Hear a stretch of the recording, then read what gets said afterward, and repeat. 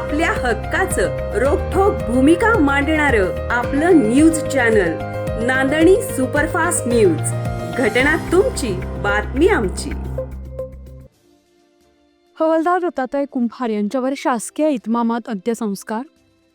कराड तालुक्यातील शामगाव येथील सुपुत्र पोलीस हवालदार दत्तात्रय शंकर कुंभार वय 53 यांचं कर्तव्य बजावत असताना मंगळवार दिनांक 9 रोजी सकाळी मुंबई येथील बांद्रा परिसरात कारनं धडक दिल्यानं अपघाती निधन झालं.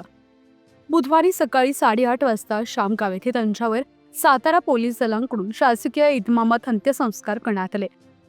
तिरंगा झेंड्याचा सन्मान करण्यात आला. त्यानंतर मसूर पोलीस ठाण्याचे सहाय्यक पोलीस निरीक्षक आदिनाथ खरात यांनी पुष्पचक्र अर्पण करून श्रद्धांजली वाहिली.